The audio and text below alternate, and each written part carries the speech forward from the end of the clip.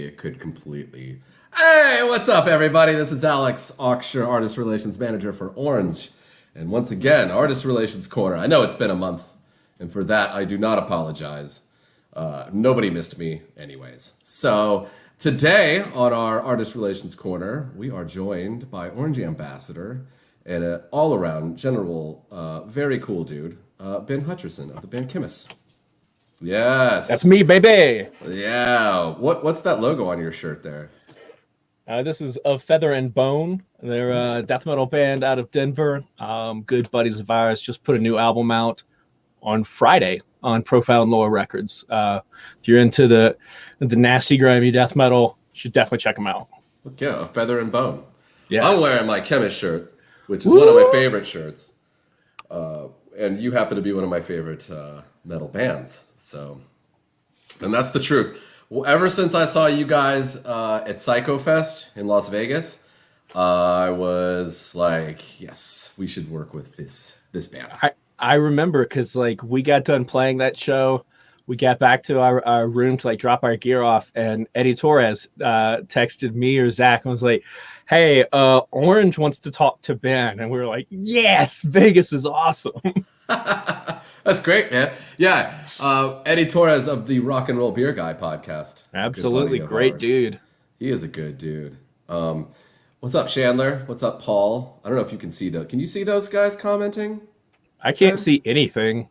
Perfect. That's the way I like to do it. That way you can't see the number of people watching us, and that's, so that's not embarrassing. It could be one, it could be a million. I'm just happy to be here, brother. No, we actually got a solid number. People apparently like you, so congratulations, Ben. Hey, well, I like them too, so thank y'all for checking it out and tuning in. If you are not familiar with Khemmis, you should be. This is seriously one of my favorite bands, like I said.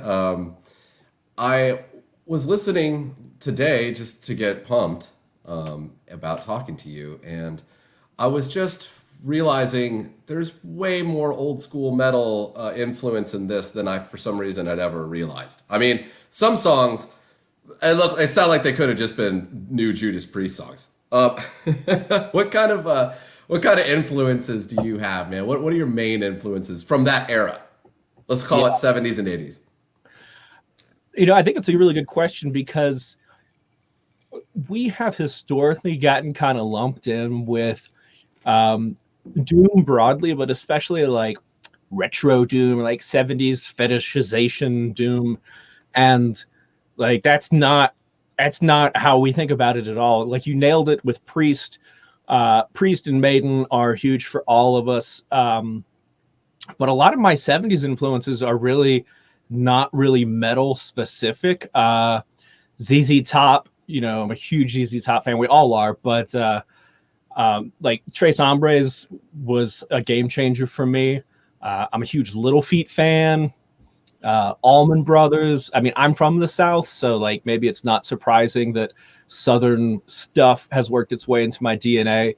But when it gets to the heavier stuff, I mean, anybody who doesn't get down with Priest and Maiden has something, I think, fundamentally wrong with it. There's just a part of their heart that's broken, and we should try to fix that for them.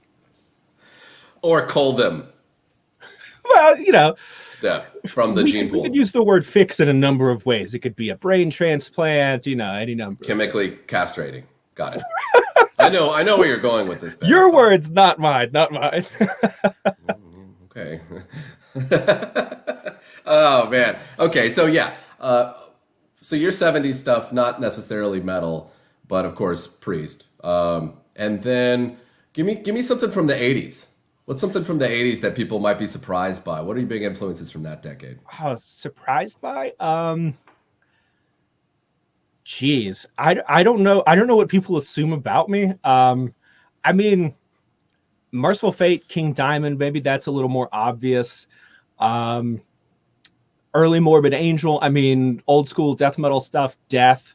They're honestly every era of Death, but when they started in the 80s.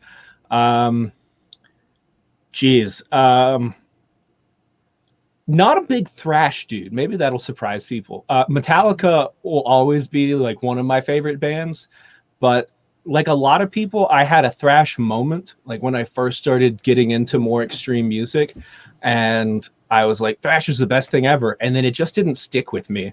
Like, I don't go back to, it's not that there's anything wrong with those bands. I just don't go back to like Exodus or Slayer or Anthrax. Like, if I'm somewhere and it comes on, in the before times when I left my home, if I was somewhere and I heard those bands, I'd be like, oh, hell yeah, South of Heaven. But I mean, it's probably been 15 years since I put on South of Heaven voluntarily, you know? So yeah, I mean, Merciful Fate, King Diamond stuff. Not so much a lot of 80s Priest, or like that when they got kind of, in my mind, less awesome in the middle. And I know technically it's 1990, but like Painkiller, like that's when Priest leveled up for me. And that's when, honestly, like Painkiller is what I got into first with Priest, because it's the heaviest version of Priest. And then the older I got, the more I went back and like got into things like Sad Wings of Destiny. I remember seeing Priest at Ozfest 2004, and they played Victim of Changes, and I was like, this rules. And then I heard the recording, I was like, this sucks. This is not good at all. And I still think that album sounds like a turd, but it's filled with excellent tunes. Yeah. What else from the 80s? Geez, I don't know. Venom. I guess there's not a lot of stuff from the 80s that I can think of, other than, you know, early Metallica, early Megadeth, all the early, you know, death metal stuff as that was sort of coalescing. Yeah, I'll say that. Kajagoogoo. You know, I know there's the Venn diagram of metal dudes, and then like 80s pop and like sad boy music has a pretty big overlap, and I don't get it. I don't get it at all. None of that stuff does it for me. I'm the only one in Khemmis that doesn't like 80s gothy, you know, death rock, new wave stuff. Yeah. I cannot get down with that stuff. I don't think it's the worst stuff ever, but if you put it on, I'd much rather you put on South of Heaven or like. So you're not going to be jamming out to Typo Negative anytime soon. Another band that like, because that's like the culmination of what you're describing right now. It really is. Like, they're the embodiment of that overlap. And another band that like, I get why people dig them, but never done anything for me whatsoever. Typo Negative. But like, I mean, I'm a weirdo. But like, you've seen those pictures of them naked, right? Everybody's seen them. I don't know anyone that hasn't seen those pictures of him naked. You know, thinking back when you were talking about the 70s and 80s, though, actually, the dude was born with a porn name. You know what I mean? Like, was that his real name? I actually don't know. Peter Steele's probably not his real name. Probably like, you know, Peter. Well, Johnson is also a pretty good porn name, but you know, like Peter Jones or something. But no, I was thinking about when you were asking about the 70s and 80s, and actually, like, arguably my favorite band is Steely Dan, and so. That's why, like, even though I don't get down with like 80s gothy stuff, I appreciate that other people do, because I know other people feel the same way about Steely Dan, which is like middle-aged soft dad rock.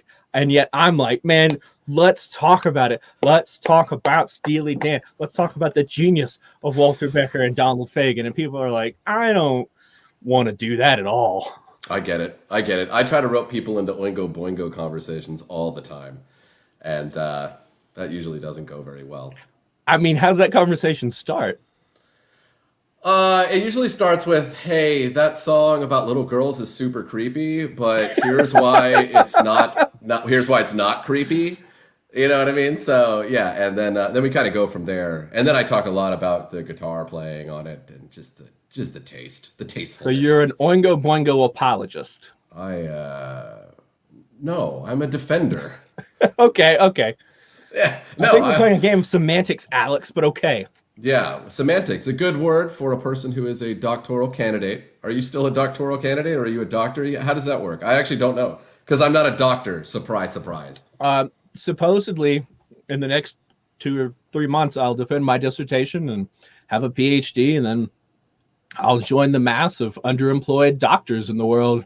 Mm-hmm. Yeah. And you can be an underemployed doctor. Is that what you said? Yeah. An underemployed doctor and an unemployed musician.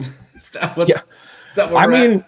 it's with all of it, it's like, how do I take the very narrow skill set that I've acquired over the last 35 years and do something with it? So it's like, how do you like being a musician right now? It's like, well, you can't tour. What else can you do? Start a YouTube channel, start making videos and doing all that kind of stuff. And I'm just trying to use the doctor angle to get people to pay attention to what I'm doing, because I'm done teaching, man. I mean, I wouldn't be back in a classroom right now for all the money in the world. That shit is bonkers. I'm not going to be in there with a bunch of 18-year-olds that have been at a frat party, and then they come in and they're trying to give me the coronavirus for, like, a lot of people don't know this. When you teach at the university, unless you are like a fully tenured full professor, you don't make money. It sucks. Like, adjuncts make minimum wage. I'd rather just starve to death than I would get a terrible disease that eats away at me from some carefree 20-something. Boy, out of context, that sounds like a very different set of concerns. I just realized. Correct. Yes. Someone's going to pull that snippet out and just send it to my wife, and they're going to be like, "What's he doing out there? He's getting diseases from 20-somethings." What is your doctorate in? Sociology. Sociology. Okay. And tell me about that dissertation of yours.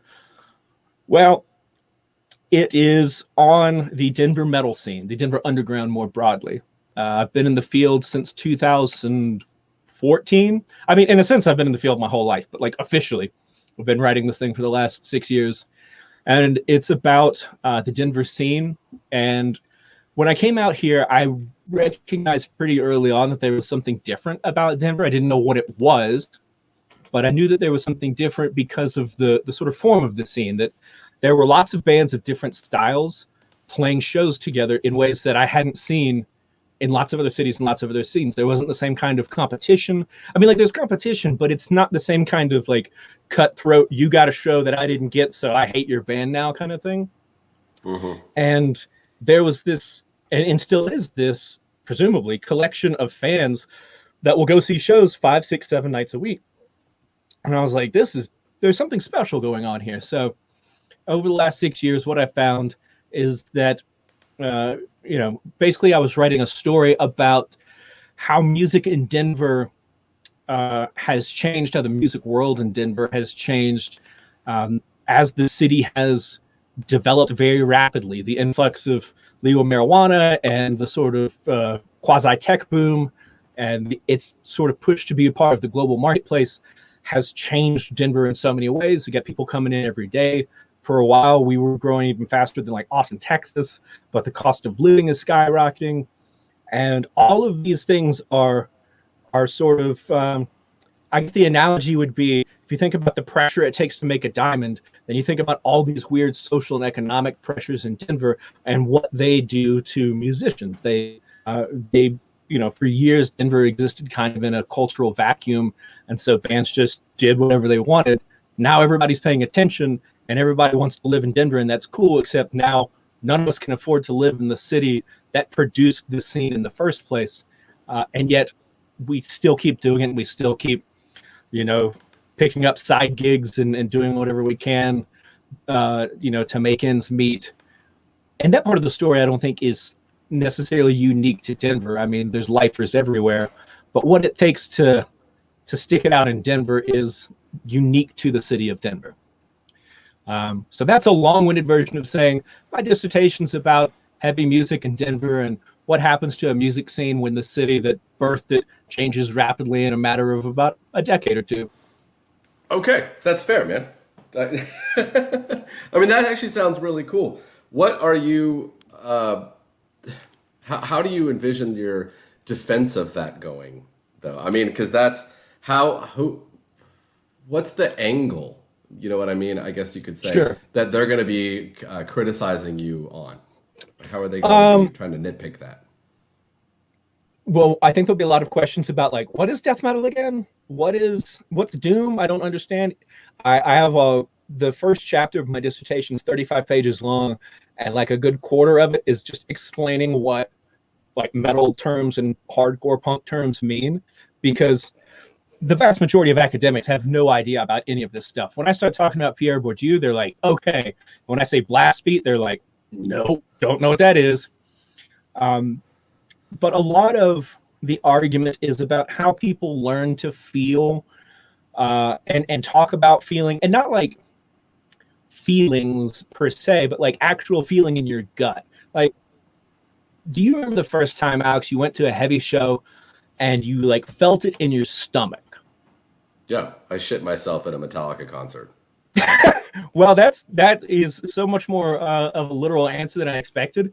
But like, there's this bodily element to any kind of engagement with art, but especially metal, that people have to learn to make sense of. And for me, it was the first time I saw Neurosis. I was 27. You know, I'd been playing metal for all these years, and like I'd been touring, and I saw Neurosis, and it felt like I got plugged into an electric socket.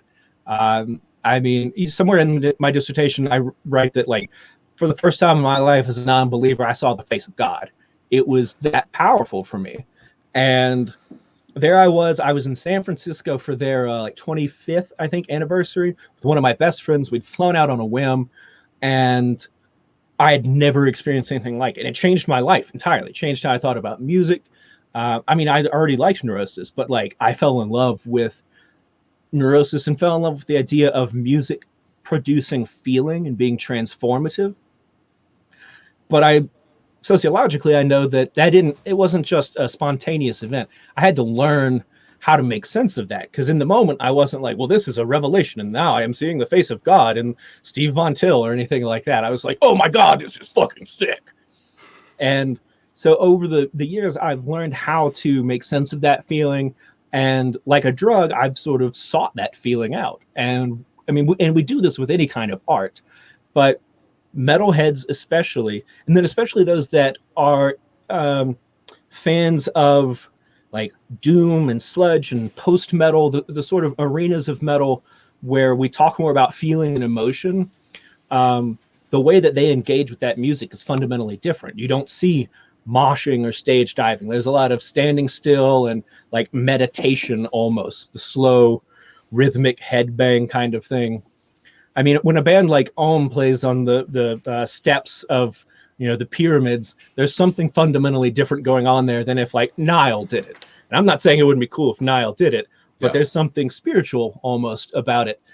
And so my argument in a lot of ways is about how we learn to connect art to the body and how we seek those feelings, and then how musicians try to create and sustain those feelings, because we know what it feels like to have that moment where music opens up a new doorway for you. Maybe it's a new way of thinking about music, or it establishes a connection with other people.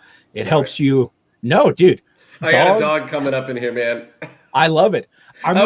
Keep going, because that was a really interesting point, man. And yeah.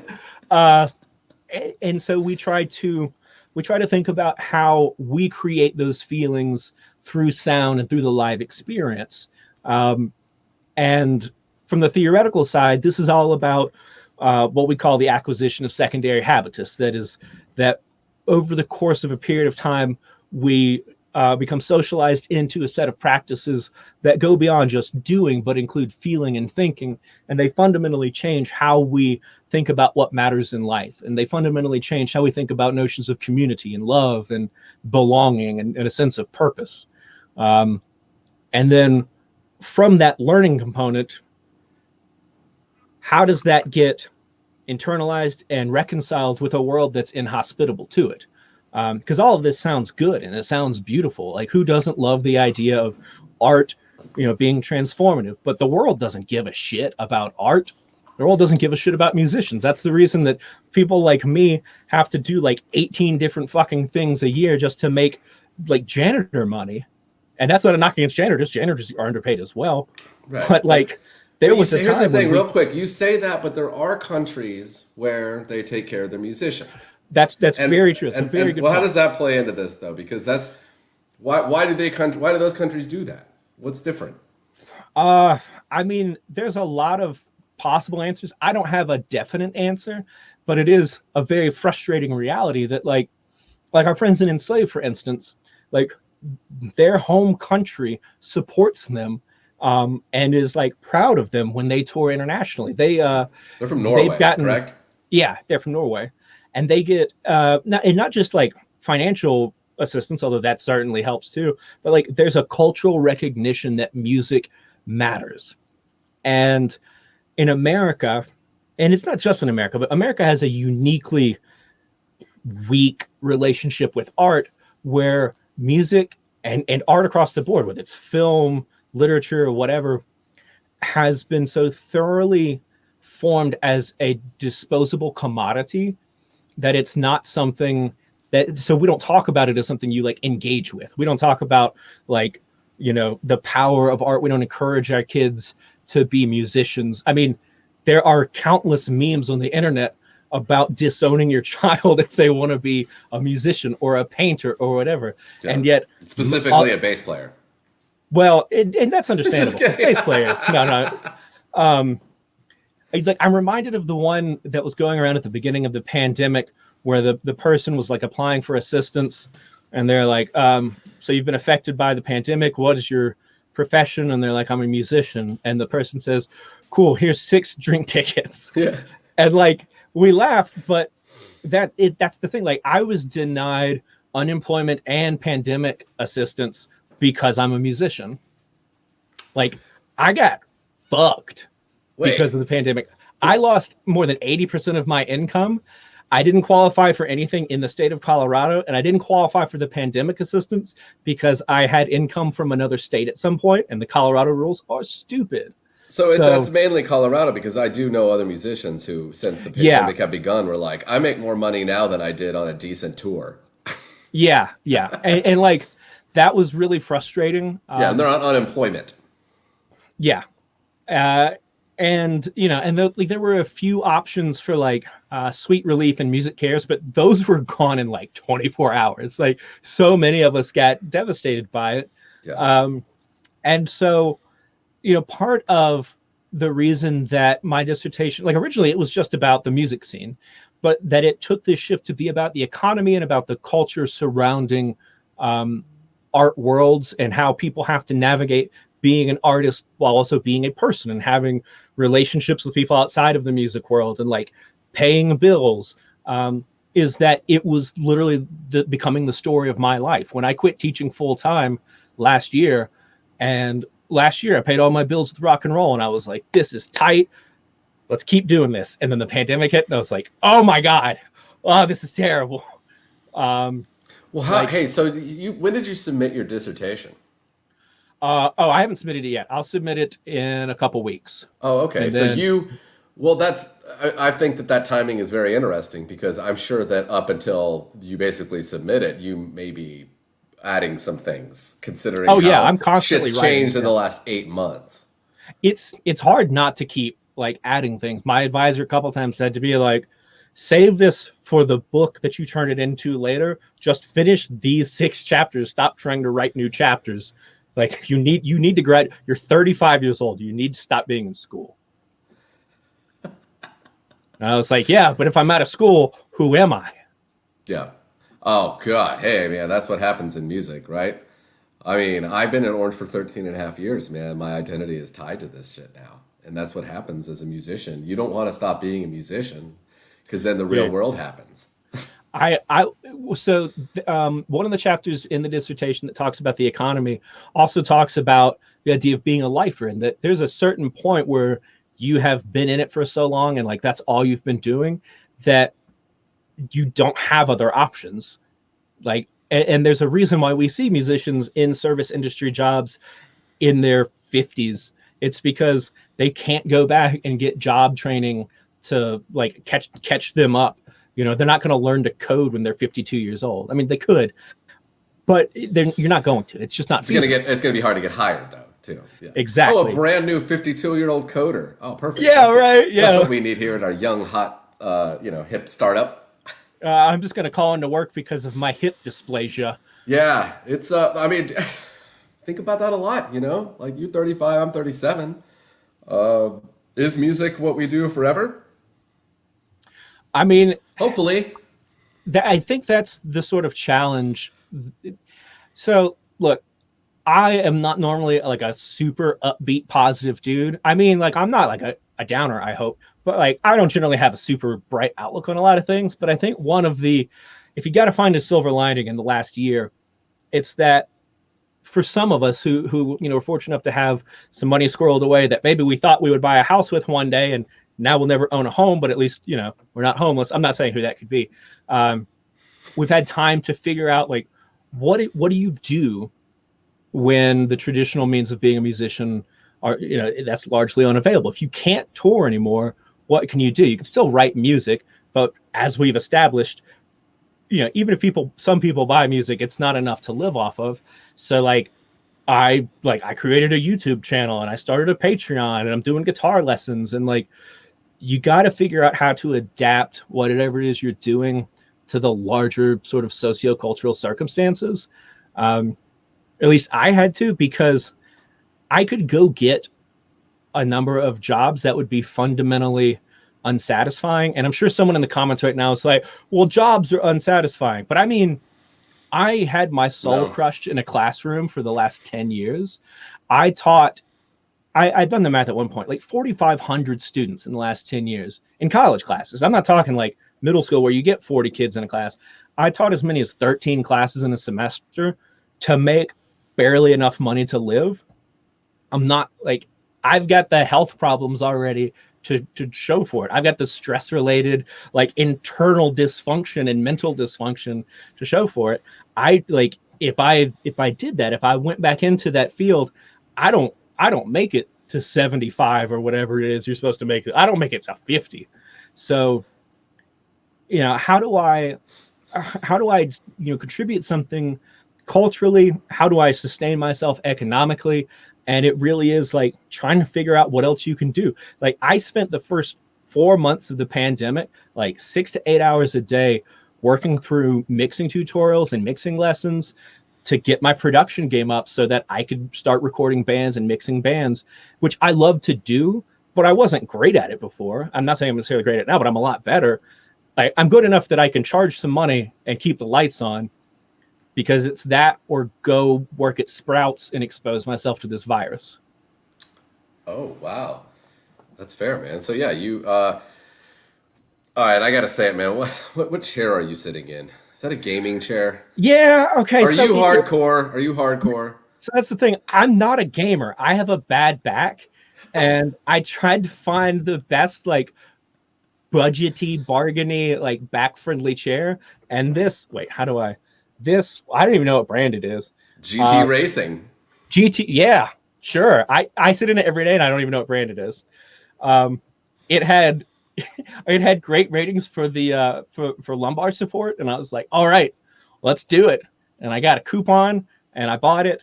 And everyone that has seen me on camera has asked me if I'm a gamer. And the most recent, I think this guy was about to ask the same thing. Yeah. Well, I mean, I appreciate that people would ask. I'm trying to think what the last video game I played was. Okay, I did buy the original Dark Souls this year because other people told me I should play it, and I quit playing it because it's too hard.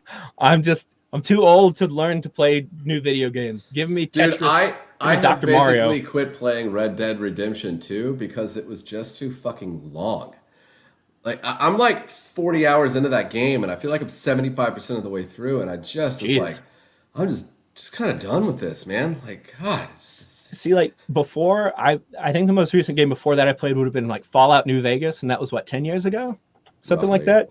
Yeah. But it was the same sort of thing where like it's a long game, it's a story-driven game, but the game mechanics are real easy to wrap your head around. There's no like, you don't have to like be particularly fast with your eye-hand coordination. You just have to like enjoy the story.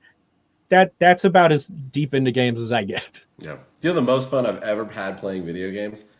Halo LAN parties in high school. That's a throwback. Yeah, dude. First Halo on Xbox. Man, like at my friend's house, they like at his house growing up, he somehow convinced his parents to let us like punch holes in the wall and then run cables through the wall. So we had 4 separate rooms, and we had a TV in each one, so you could play 16 players, four on each. It's the most fun I've ever had, man. I don't think I'll ever have more fun playing video games. Yeah. Man, I was with you until the hole punching. Like, I remember I had a friend and we dragged the TV from his living room into the bedroom, and it was one of those big CRT TVs. So, weighed like 150 pounds, and we're all a bunch of like scrawny 12-year-olds moving it in. But we only had 2. We just had them in the same room. Yeah. I think his mom would have absolutely shit a brick if we'd tried to set up a local area network. Same kind of parents that allowed their kid to have huge ragers while they were at home. It's that vibe. Oh, okay. Okay, I see. What's up, Cosmic Eye Brewing? Do you guys have a beer with Cosmic Eye? We don't, but Sam can totally make a beer with us, and that would be tight. Love you, Sam. Yeah, dude. Hell yeah. What's he wearing in that? What's that shirt he's got on? That's a True Brewing shirt. Yeah, it is. All right. Shout out to True Brewing. When you did drink, what were you drinking on? For the last few years that I drank, I was pretty much exclusively a tequila guy. I quit. Is that the reason you don't drink anymore?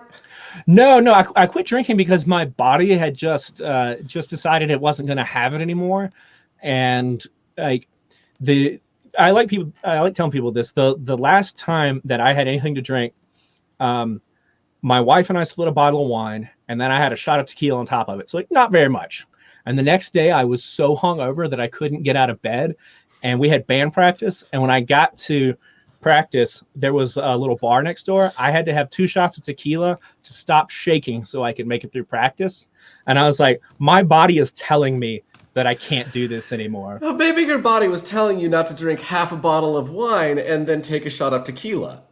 I mean, half a bottle of wine is like 2.5 glasses of wine. I know, man, but that's a headache waiting to happen. Tequila and wine. I mean, it used to not be a problem. The way I think about it is, I started drinking when I was 12 or 13. You were one of those. I know that. I'm from Mississippi. Yeah, there you go. Yeah. So I got 20. You were done early, man. I got 22 years of good, hard living in. And then my organs were just starting to not have it. And I was like, all right, fair enough. We got 2 decades in.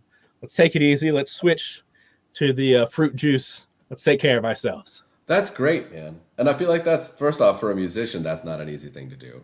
But then second off, for a doctor in sociology, honestly, that goes hand in hand with drinking too, man. Dude, you have graduate school is the worst. If anybody is watching this and thinking about going to graduate school, don't fucking do it. Don't do it. Don't do it. Don't do it. Go learn a trade with your hands. You will be more employable and you'll be happier. I always tell people that getting a PhD in sociology means I understand how broken the world is, and I lack any of the necessary money to do anything about it. But hey, I can put the Doctor of Doom on my YouTube channel, so that's worth being in school for the last 17 years. That's pretty dope. Also, demand people call you doctor. Please don't let them get away with not calling you doctor. A few people have been like, you should start putting that in the Khemmis and Glacial Tomb album liners. And I'm like, I am not doing that, man. That sounds like a super pretentious metalhead thing to do. Yeah. I'll do that. If someone's being a dick to me at some point, I'll be like, oh, it's Dr. Hutcherson. But otherwise, I'm never going to pull that card. That's something, you know who would do that? That sounds like a Lars move. All of a sudden he gets up. And you know what it would be? It would be an honorary doctorate too, from some bullshit college and wherever.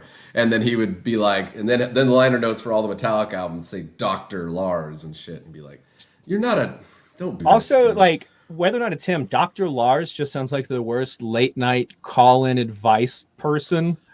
You're on the phone with Dr. Lars sounds like a German sex advice TV show late night. Yeah. You're here with Dr. Lars. What?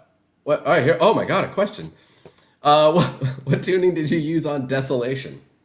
We use the same tuning on everything we've ever done because when we started, I was like, we're not changing tunings because that means more guitars, that means more strings breaking. Same tuning forever, and it's drop D down 2 whole steps, so a low A sharp. There you go, John. You got that. Also, Sam said he would totally do a Khemmis beer. So All right, got that. Sam, I'll text you. We'll make it happen. Pachoon, pachoon, pachoon. Oh man, that's beautiful. Let's see. What else did I have to ask you, Ben, of the band Khemmis? And if you're just joining us, this is Ben of the band Khemmis. Do you want to talk about how we use orange in the studio or anything like that? You know, I always forget to ask artists about how they use orange on this, an orange-related live stream. So yeah, you know what? Let's tell everybody about how you use orange. Why do you use orange? What does orange do for you? Yeah. We don't. We use the Line 6 insane setting on everything. Fuck. Yeah, look at me. I keep up with memes from 5 years ago. All right. Well, thanks everybody for being here today. This has been Ben from Khemmis and Ben from Line 6. No, so we've used. I have an orange 412 that I've had for like 10 years, long before I knew you or was working with y'all. Maybe I've had it for longer than 10 years, and it's been on every recording I've done in Khemmis, Glacial Tomb, anything. Other bands I've recorded, I insist we use it. It is the best sounding cab. Dave Otero, who does all of the Khemmis recording, calls it the magic cab, and he has tried to buy or steal it from me like a half dozen times in the last 5 years. It sounds awesome. So like everything we've done has had that, and then starting on Desolation, which was the first release we did where we were orange artists.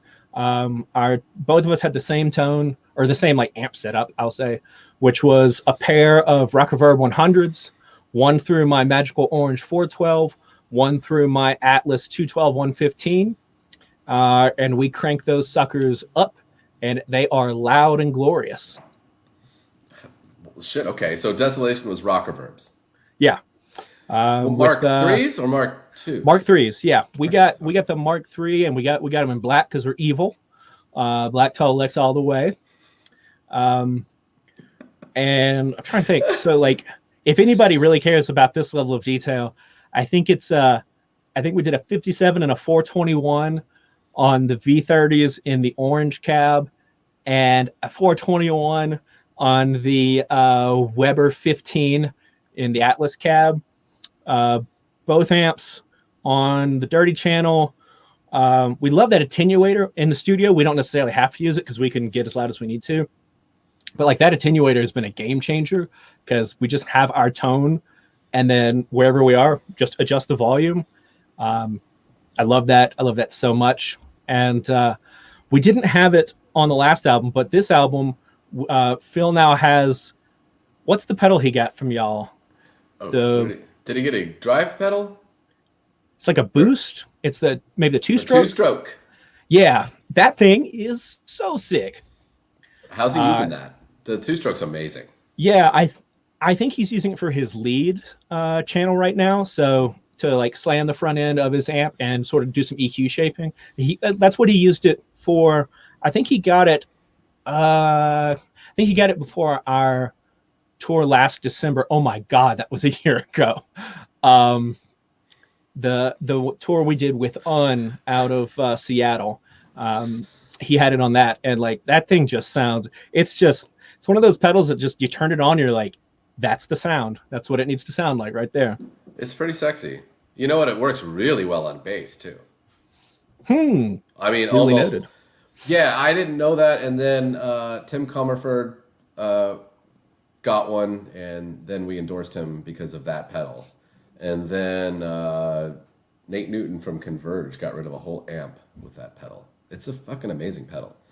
I was actually just watching a Kurt Ballou mix thing yesterday, and he talked about, Nate using that pedal into, I guess, the 8200. Yep. Yeah. I mean, that dude's tone is, like, if you play bass in a heavy band, you should be trying to sound like Nate Newton. Like that He's tone the is original. So good. I used to say that that 8200 through like an 810. With the way he plays it, it sounds like a dinosaur coughing, and and he's the original. He's the reason that I've said that. You know, I've always said the same thing. Like, you want that tone. That's the tone that you need if you're in that kind of band. Absolutely. Even if you're not in that kind of band, you should have that tone. Nate is a trendsetter. And honestly, man, the weirdest thing about those dudes, they have no idea how important they were to everything in that scene. Like, they're the band in that scene. They're the musicians. If you're into like post-hardcore, then your guitarist's guitarist, you know, your band's band is hot water music. Yeah. And if you're into that, you know, if you're into that style of hardcore and that style, it's Converge, man. It's wild. Like, I've never been a huge Converge fan. I don't like hate them or anything by any means. But one of the things that I think is really cool, especially about being like, I guess I'm a fan. Like, I'm not a fanboy per se, but because I'm not like so like wrapped up in them, I can step back and see all the sort of connections, all the influences they've made outside of like metallic hardcore. So you hear a lot of them in this new wave of sort of like hardcore influenced death metal, like hardcore dudes that have started playing like low tune death metal. They'll do little sort of Kurt Ballou pull off, you know, atonal wheedly things. You hear like that Nate Newton style bass tone on all of those records, and that whether or not they realize it, I would hope they realize it, because that's got to be satisfying to see the stuff that you did, you know, in that pre-internet era where like who knows if anybody will give a shit 5 years from now, and that it has gone around the world and it's influenced so many different kinds of bands. And I think that's also Kurt Ballou then as a recording engineer has just like changed the game in so many ways. Yeah, he really has, man. Everybody wants to go to God City. Let's see. Oh, thanks, Zach. I appreciate that, bud. I agree. Alex is the man. Let me find the one that says Ben is the man. There's none. Oh no, there aren't any here. Oh. Hey, Chad. Thanks for coming on the show, everyone dude. Say that Ben is the man. Come on, Chad. Come through for me. Here we got a tech question. Man, Joe, this is not the place for your tech question. But no, it shouldn't wear your tubes out more quickly if you use the attenuator. No, there's nothing there. I mean, I think in theory it might make a difference of like minutes, you know, because technically you are pushing them harder. So if you want to save those extra 5 to 10 minutes, don't attenuate. Right, 100%. Yeah.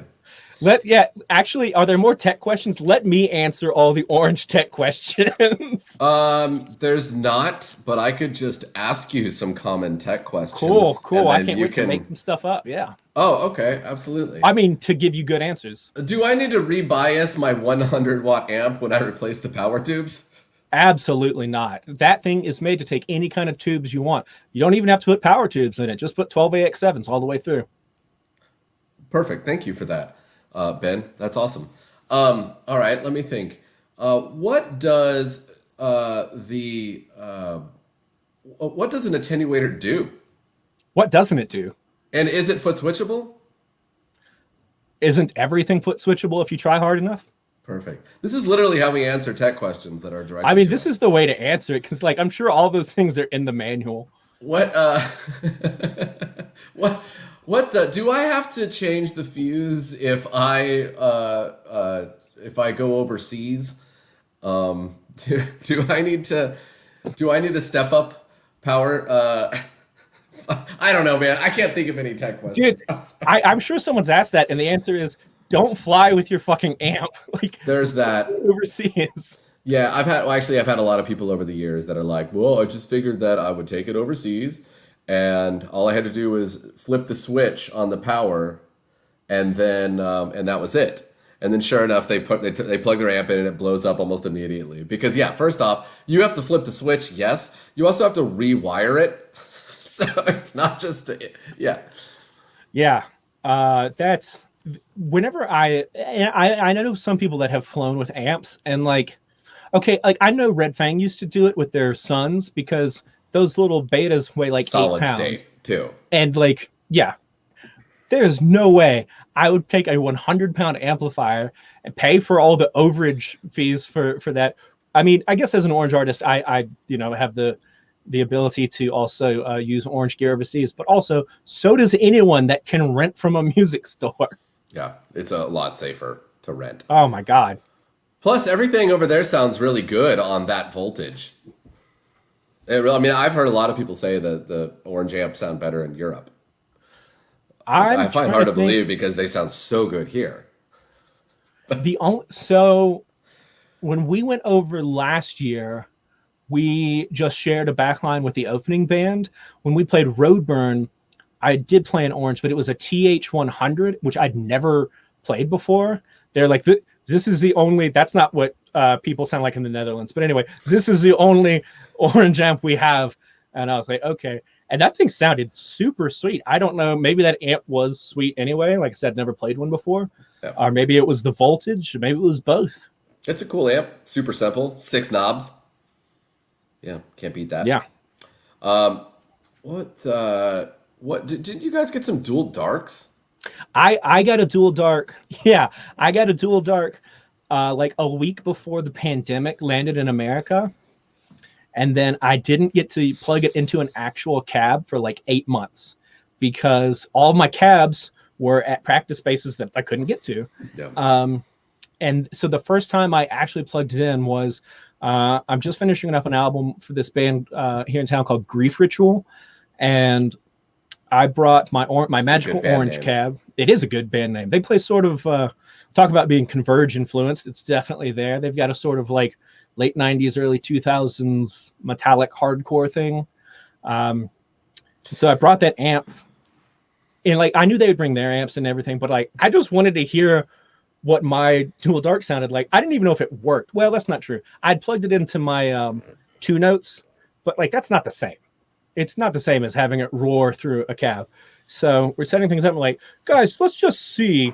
Yeah, I got this amp. Maybe it'll be good. I don't know. And like, I flip it on, just put everything at like noon, and angels start singing. And like, dude, the dual dark is excellent. Anyone that doesn't have one should change that and get one.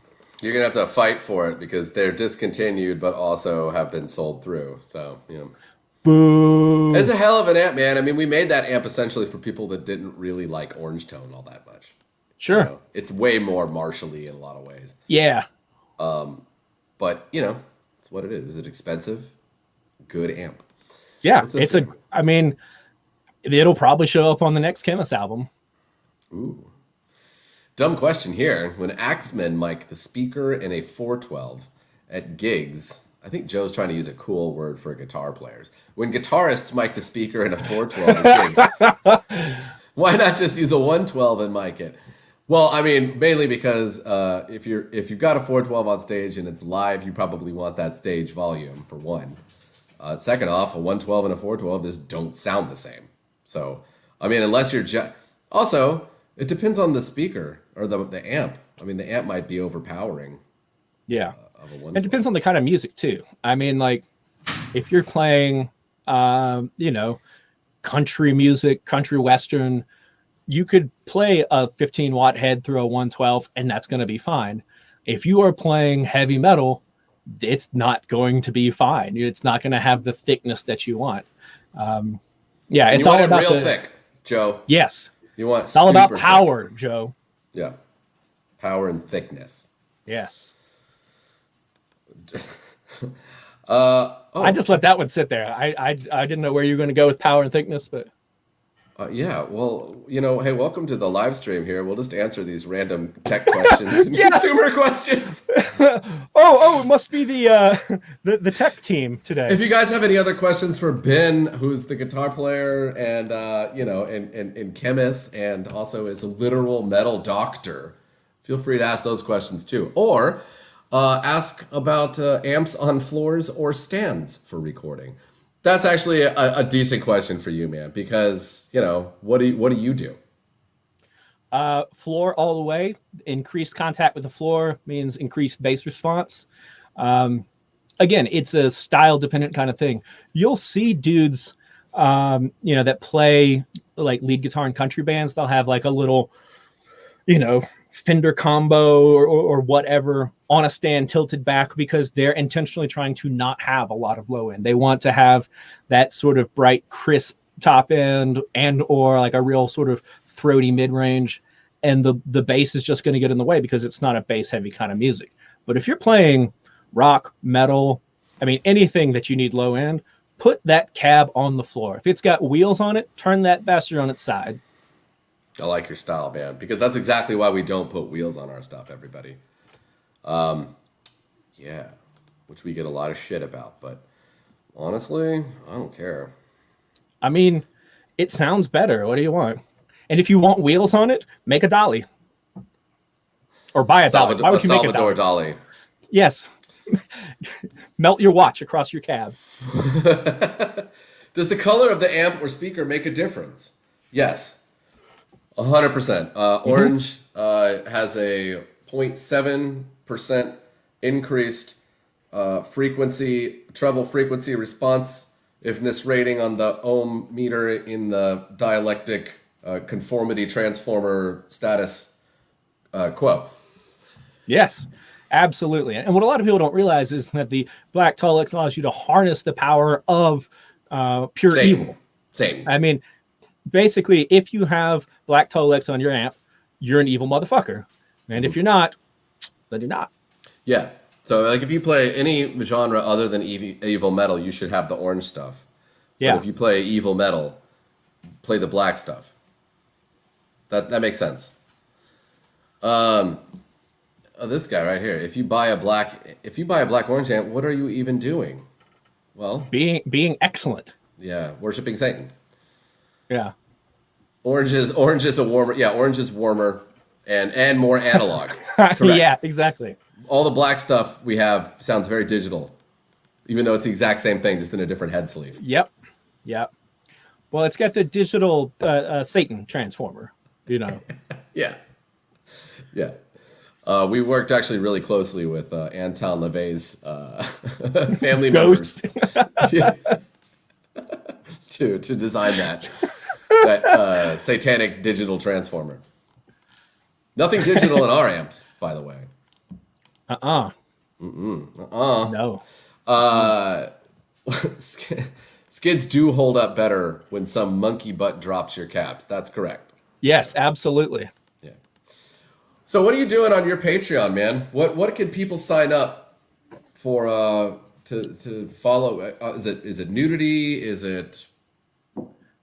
It's actually they pay me to keep my clothes on. During quarantine, I have just let my body go, and I'm bigger than I've ever been. And for some people, that might be appealing. But I have, if you've ever seen Rick and Morty, I have the body of a Mr. Meeseeks right now. And I think my wife is the only person that should be subjected to that. And by subjected, I mean she has not left me because of my increasingly large gut. Yeah. Existence is pain, man. God, is it ever? That's if nothing else, that's what we've learned this year. I tried everything, Jerry. Yeah, if you support me on my Patreon, God, I was going to make another Rick and Morty joke, and I feel like I might be alienating the crowd with that. In all seriousness, over at the Patreon, doing all kinds of things. I'm doing a series of covers, which in and of itself may not sound like particularly revolutionary, but what I've been doing is I'm taking songs from the 90s, because like I said, I'm 35, so my musical brain kind of turned on in the 90s, and some people may be sad to hear this, but the 90s sucked. Like, not good. Not a good decade. Not a good decade for music, fashion, television, fucking nothing. It's bad. You can go fuck yourself, Ben, because the Gin Blossoms existed in the 90s. I'll add the Gin Blossoms to my list of bands that I'm going to cover. Except I don't know if I know any of their songs.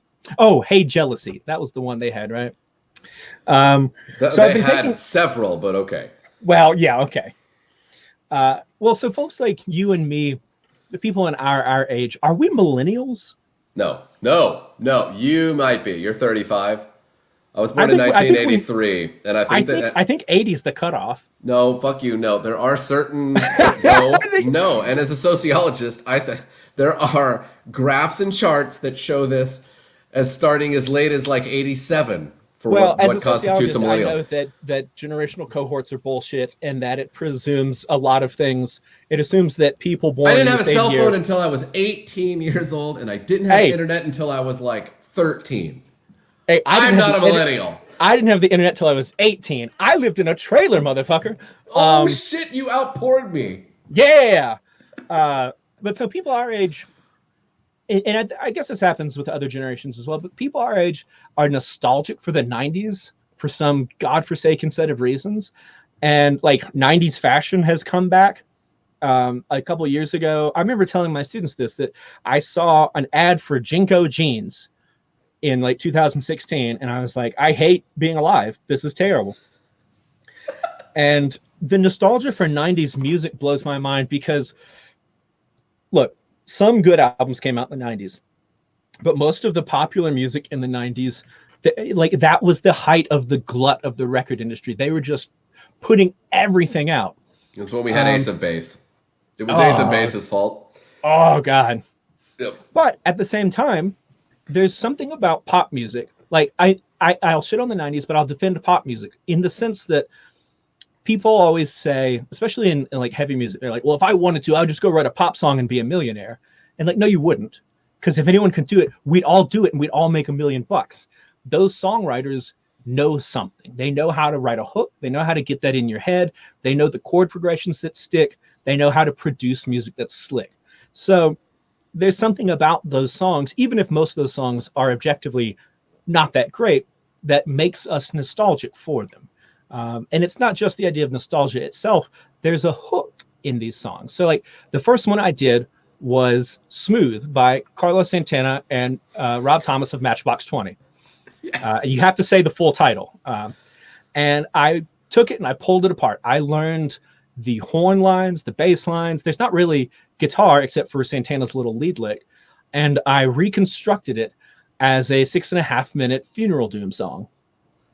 And I hired a video crew. The only way you can hear this is on your Patreon, correct? Well, so the you can just go to YouTube, go to my YouTube channel, and you can watch the video. It premiered over at Warner Music's metal channel, The Pit, 2 weeks ago.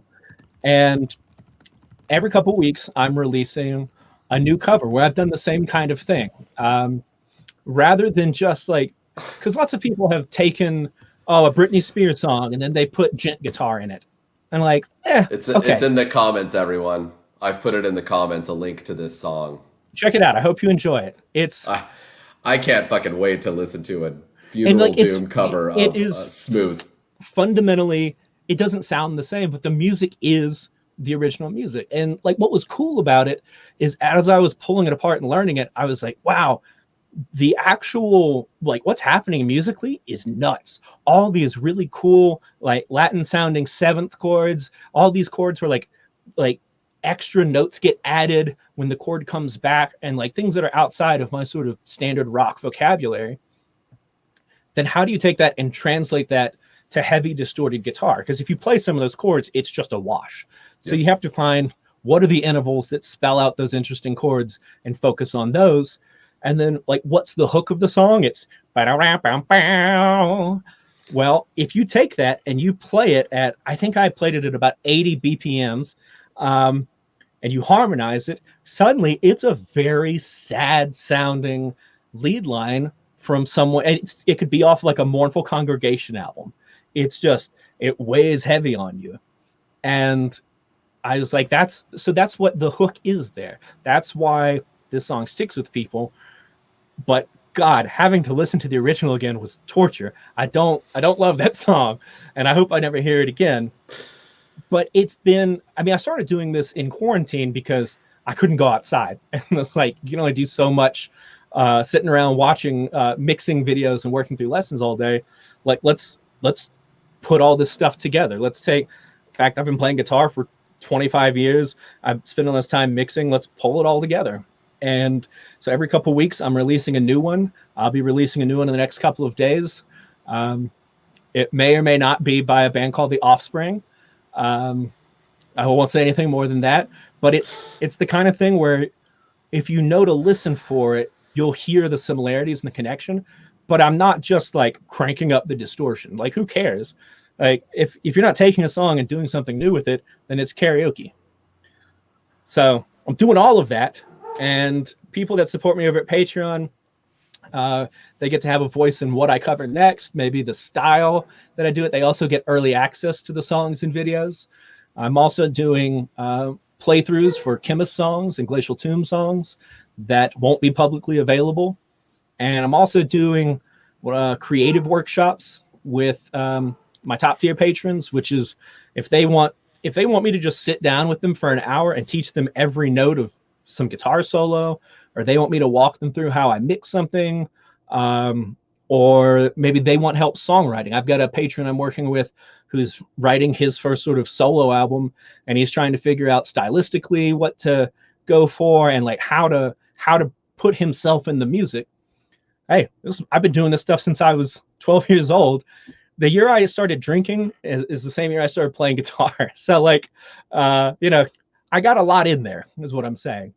And so that's what we can find on your Patreon. All of that stuff over at my Patreon, patreon.com/Ben Hutcherson. Totally worth joining that just so that I can try to influence your next song cover decision. Do it. And you'll also get to know what I'm covering before everyone else is. And I got some coming up that are, man, I'm excited. Like, if nobody ever watches these things, listens to them, I don't care. I'm so stoked to do them.